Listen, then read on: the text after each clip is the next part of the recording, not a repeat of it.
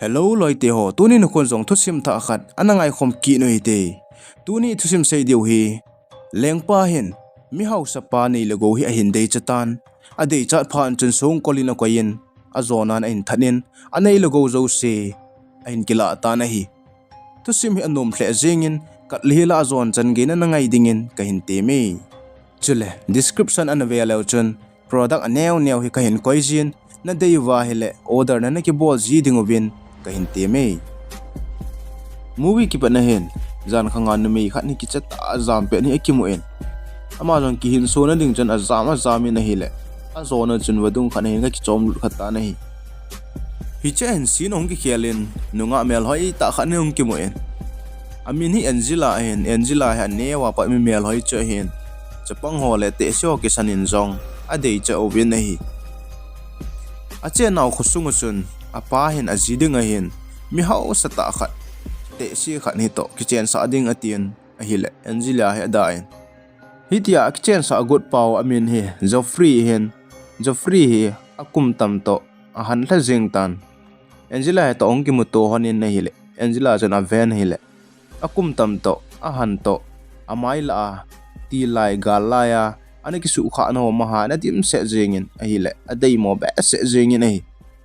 hitia hi zia hi Joffrey hi ijlai gam sunga mi ho jan ana ki cha no le ana za o chu ana hi ene hi Angela in zong akichen pinom lo zi chen apate ko ma chen ke ka sinei ding in ki salel hi ven kadei dei to ka kichen ding a hi etien ada hata na hi le aso pe pa cha ko me na hungin aso pe pa chen a hi poye kichen pi jeng tangem ne kichen pi a le inup sa de wa hi ne kichen pi lo wa hele kyong ka gen thei de wa hi etien ase jin a hi le Angela chen na dei le kichen pi ta ngo ka kichen pi lo ding hi etien aso pipa kom chuni cha ko na ka po do na ding nei ki thopi en ni chala ka da tha nom ta ati na hi le aso pipa chan ki thopi ding chu anom ta po na hi hiti hi pha chan Angela lung hangen sokola ki manen ni chala ku chu a hin da tha ta na hi ama zong a che en gamla mun thip mun khan hen a ki tungin na hi le hiti a ki tun pe na chan pasal khat a hongen hi pa hin a dei cha en Angela kom chan a hi poi ai ni ki dei hitin ki cheng hitin ichalai muna konin zamang ta hiti ati na hile Angela chani chapa ko man chuna hi poe gel se hin nang ku pa banga ka gel jing na hi e icho chu gel hi be jingen ai lawala ka pa thon het do ala tha di wa hi ati pen ha chom khana ki gelen alung gel chun hi chapa to hitin kim khom hen lang la ka pa thon ei hung mu do ting lew Mihaosa pa to ki chen sa ta powin ti tin a hin gel kinin hiti chen hi chalai muna chun a den han ta na hi pha chom khat zo hen apa thon jong Angela jo gamla sunga chun changwai in a hin vai tho tawin a hele pasal khat to nom chu a hin su do tawin hi chu pha chan apa alung hang ba se jengin hi chte ni kom cho chi in pasal pa cho tha jing ding he ti ta na hele Angela chan aza ada in hi che pe chan pasal pa jong azam ta na hi pasal pa zam do chun Angela in a kichen pinom lo dan thu cha se jin hin la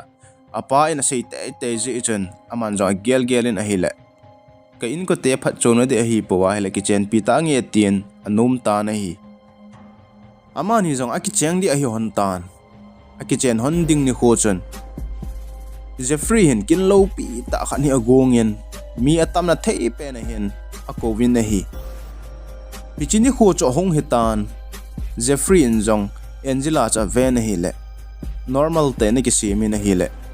Joffrey chen Angela kom chen a hi poye kichen na wan ga ki wanin tien a solta na hile Angela chen Joffrey cha ven hile te si hi to hi che pa jong hen to ten la ka hin kho hin su chat wai ding ham tien a gelin te si ma a hi zi chen hi tia khang dong a dei the cho mi phai khelin ti tien jong a gel pun ada in a hile Joffrey chen hi poye kichen na wan ja ki wanin tu ni hi kin lo pi ta ka go na hin mi atam na thei pe na hong ding hin ama ho chen namu nom diu a hen ichi chen kichen na wan ga ki wanin tin asol ta na hi Angeli jong chun kichen na wan cha ki wan nom pon a che phein wan chom bele hi a hen ki wanin ahong po do ta na hi le mi ho chun Angeli chu ave sau jing ta win a hi Joffrey jong Angeli amu chun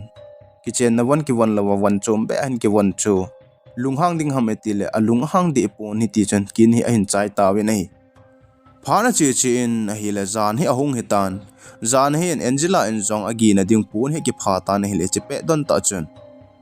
Jeffrey cho hong lu nin Jeffrey in Angela kom chun eni ki ka im cha thelo ding hi aji chu nang na nup ta hi lewa hi le thelo ding hi na nup na da ai ma chai thelo ding hi tin a se jin hi hitia Jeffrey in Angela koma se chu apam langa hon a hin hetan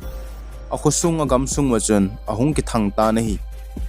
jingni ko hi ahung hi ki tan Angela kom chun pasal khat ne hong in he chapa chun sana ahung thum ta na hi Angela chun impisana em ken ima chasana ka hepo ya hi ati pi en hi le pasal pa so kile kitan Jeffrey hi ong lu nin Jeffrey chun ipi ahung sei hamati na hi le Angela chun sana ahung thu me ati na hi le Jeffrey chun sana nge hi ding ham sana hi nail di tabang bang a hi en hi chin nail di tabang ma kona chu sana su the hi sana sim the hi tien hi chi sana ho na chu ka vet pi ding a tien usunga ki sim local leaf chun akum thla pien sana ki sim nail di tabang song chang tabang ho chu aga vet pi ta na hi hi chi jo chen in sung lun hanen Angela chun khat cha ve ven hi la dei thla jengin Jeffrey yong chen Angela ko ma chen ichi sana chi pinamang dem ati na hi le Angela chun ichi sana hi ka zo uding kung khat ka cho oding kunga chu mi khat ka holding hi ati na hi le Jeffrey chalung gel anu mola ajengin Angela ko ma chen nang nup numa ka kichen pi na hi pon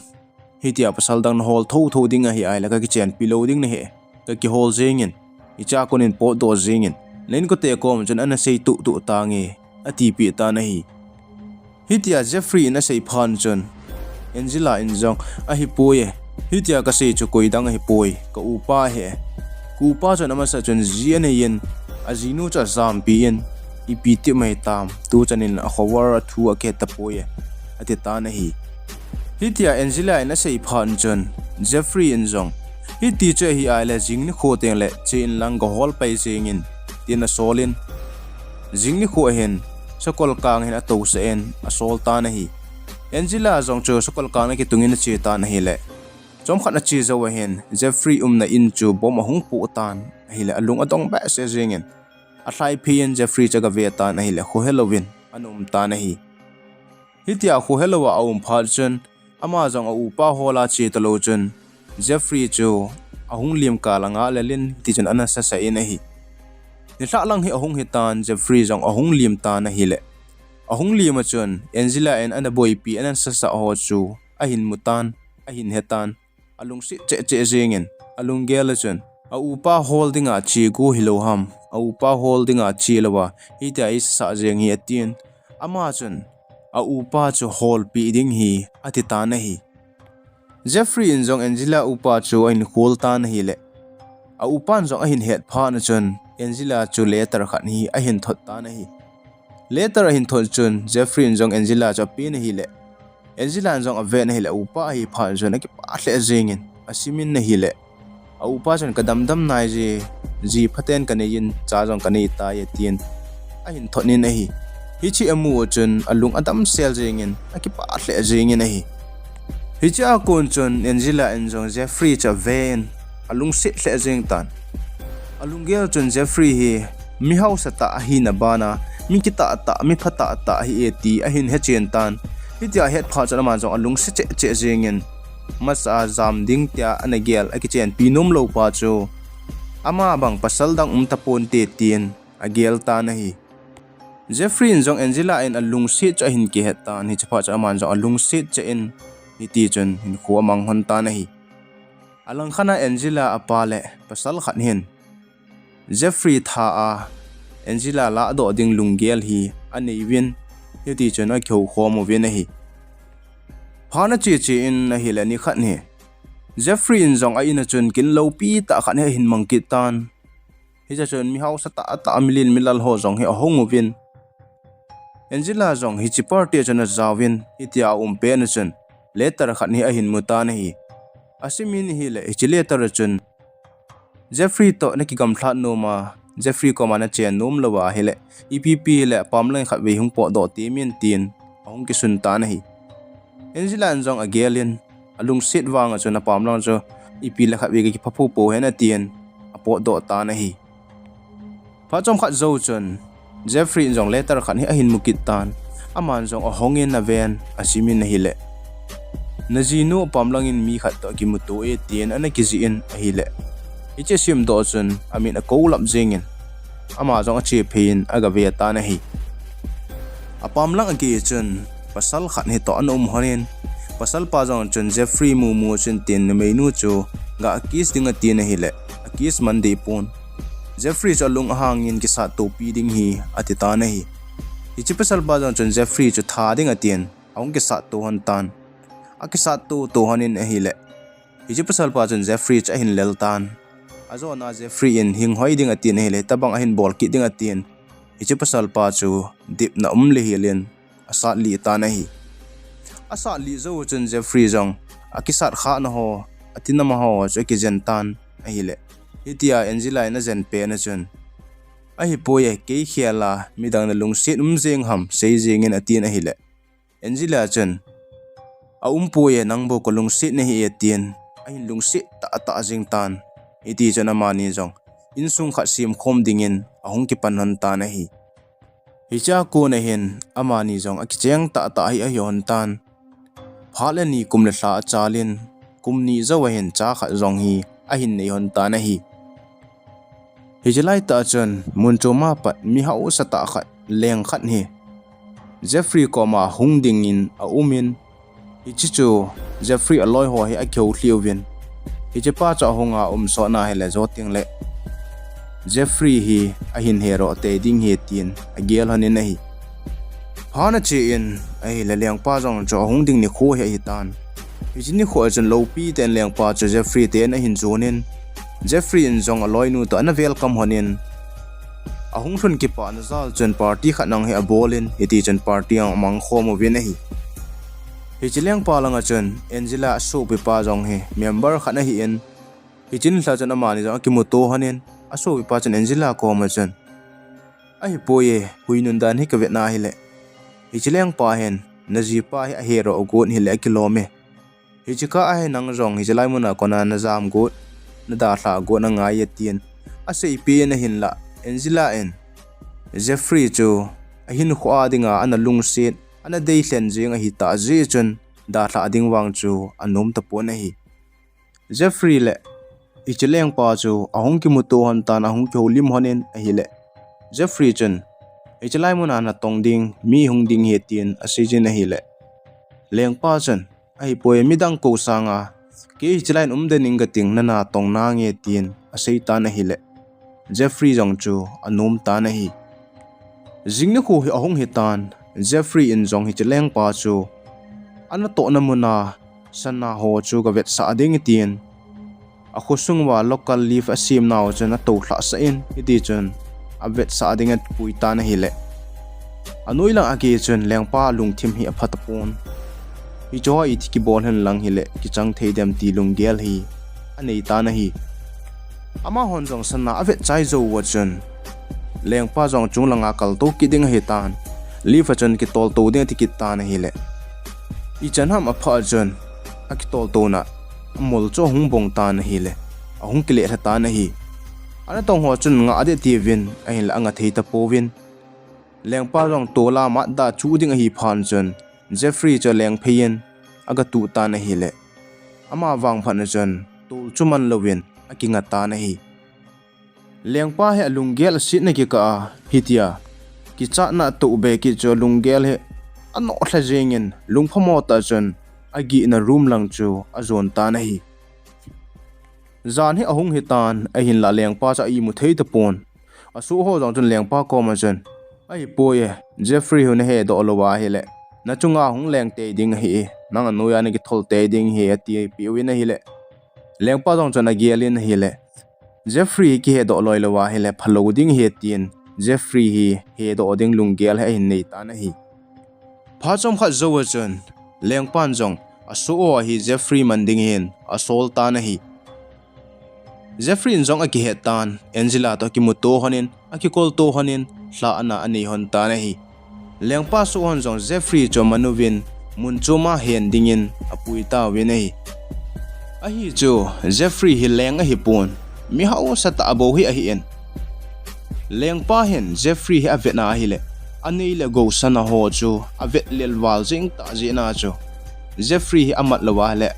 ama changlo ding hi zechun Jeffrey hi amat a hi tai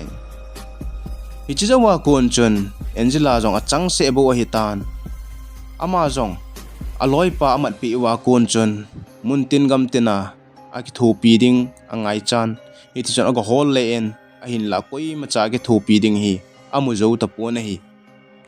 Angela en song aji pa chu hu do te ding ti lung gyal anei zi chun muntin gam tina a sei the bol the ho kom chun a chin ki thu pi na hi a thu min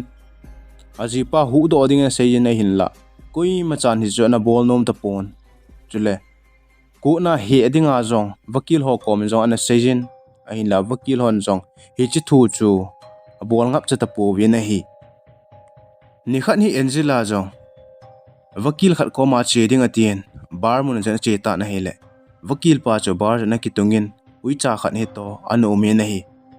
vakil pa ko ma chan aji pa ki thopi ding dan hu do ding dan thu sejin vakil pa jang ngap cha pon a zo na chan a hung nom ta na hi iti anu phan chan ma jong songkula tang den Jeffrey chu ki mu topi ding atien a che ta na hi le Jeffrey chu zel sunga sunga an ha vo hle jing ji urchan ana ngoi de jingin chuti lawa ata so jong chu ana pot so so jingin hi amani jong ki holim honen vakil pa jong chun henge phat cha na thu he ko na ka din pi ding hi e tin a hin da la ta na hi jingni ko hin ko na hin aman jong ichi thu cha hin seitan hang san ta na sejin a hi le a sei zo chen vakil khanin a ko da in a ko ma chun na thil bol he na bol khela hi tai ep hele ichi pa a kon chen ki kang se jing in ti na sejin a hin la ichi vakil pa wang chen ka chi hi ka chi det pi ding hi e thu ta chi na in ken imacha ki chat na kanei poi e tin a sei ta na hi ni hla khat hi Angela jong lengpa ko ma chi a kyolim pi ding a tin a che tan a kyolim hon ta na hi le lengpa chen Angela chu a hin ho se de du jingin Angela en a thu sei ho chu i sa lo ta bol ji chen Angela alung ahang ba se jingin ahung ki tomin a hin da la ta na hi le lengpa chen Angela chu tha ding a tin su o hin del sa agunin iti chen Angela jong ahung jam tai lampi a chen a so pai to ki tu honin Angela na so bi ba kom chen a sei yin hi le a so bi pa jong chen Angela chu hu do ding a tin su kol ka nga to pia pui mang de tin hi le lengpa so ho chen a tawin a chi thi hon ta pon hi pa chen Angela so bi pang a kumin anung nung chen Angela hong kumin hi cho loi chu ki sa to pi ding a tin a ki sa to pi ta na hi le hi pe don ta chen pasal khat hi hongin amai ki mu thelo hi pa chen lengpa so ho chu an ki sa to pi na hi le hi tia ama ho ki sa to lai ta chen Angela en jong chan se ye tin hi cha kon chen a hong jam do tai Angela jong a hong jam do chen alung gela mi vai cho mi gen thei ho ki sim lawa hele e he do wa hele e ma deu e tha deu he ti a ki gel do phan chen asam ki che chomin asam thlem ki su tu ke la do en iti chen mel khial le we hen a ki sim ta na hi iti a ki sim zo chen vakil pa koma ajipa ta ki mo to ding hen a sejen ajipa jong chana puyen a hile lampi chen gad pa na ve en a het lo pha na chen jelin sung kul sunga chen so lu ta na hi ama jong aga lu nin a hi le aji pa cha anongoi la jing tan iti chen ki mu to hanin aki koi hanin aka mon ta na hi Jeffrey jong Angela kom chen a hi poye hi chalai mu na hi nang dinga ki chat ta hi e hi tian thi sang chen ke da len hi chalai mun da len mundang gam dangin jam do tan tin a sei ta na hin la Angela en aji pa amunomichlai mona kona hu do nom ji chen apang kut jing in hi jingni ko hi ahong hi kitan ma jong ko in ahong ki he ki ta vin hi le vakil pa chen Jeffrey ki thopi ji chen lengpa en ichi vakil pa cha hing sana meya hal li ding go li jing ding tin thu pi a hin nei ta na hi hi chu Angela na za pha chen ki cha hle jingin vakil dong cha da hle jingin hi jong le aki chai sa chu aki chai sa a hi tai hi che pe don ta chun pasal khan hen amai ki tomen Angela kom chun hongin amai bun cha hin la to in a hi le hiji pa chu ama salanga gamla Angela umpe na ana zol pa chu ana hi in hiji pa chun Angela kom chun ipi na boina amham neki thopi na nge atin agi thopi ding chun anum ta na hi Angela enjong kajipa sungkula koin ga puido he te tin achi tawin a hile ajipa umna phauwa chun ajipa anum tapon ajipa chu so na apam langa ana puido chu hi tai ama hozong apam lang ahung ge yuvin ave avin a hile hitia meya hingsana haldi ding chu vakil pa khela chun ajipa zo chu ana su to tawin a hi ajipa chu adelin ahila adel phatapon mun khana chun a henovin eti chun a hing sanin mehin a hal tawin a hi hichi amu chun Angela jong ongol ta bang jingtan ima gel theidalo chun alung gel he amo thla jingtan a hi pha chom khat zo hin lengpa su hon jong Angela chumat ding a hin a hin hol ki tawin a hi le Angela jong a hen na chun azam ta na hi azam zamin a hi le movie ong ki pana tuila ki kholu na hi jelai don cha hi tan hitia tuya ki kholut zo chun apam lang chun achi pai pai ta na hi lengpa su hon jong islai tui chan a hin delwa chun Angela je tui sunga ke le lu na thi pai pai hitan ti tin gelwin adon ta pu win hi alang khana akipat na langa gamla ana dei chapa ichpa chun Angela hi an hu do kinin aina hin ana sai na hi Angela na hu a hin hetan ai le chapa chan hetan Angela he alung ana hle jengin ajipa phula ading hi alung gela hi in ichpa jong chun lungneu hi in najipa phuila te te ding hi na changsen ki gel hi in ke jong ko na ye ne ki thopi ding ati pi ta na hi le hija chun Angela jong alung gel ahung lin domin ahung lung thlai domin iti chun ki pa ten aloi nu te ni chna chi in acha te ni chu aga ve ta na hi acha te ni to ki mu to chun atha nom thle jingin aman jong a hin pui do in ahung hung win a he lampi a hin lengpa skol ka nga ahung ki tol hi amutan hichi amu phan chan cha te ni kom chan ve hon tang hichi gar sunga hun na pa thil lo ho adim se jinge hichi mil phalo pa hon na pa I tha piwa athil lo ho anei logo ho akila ta ye tin asei ta na hi Angela jong adei chapa kom chun a chi en phar khat le kajipa phukila te nan te tin acha te ni to ama pum chun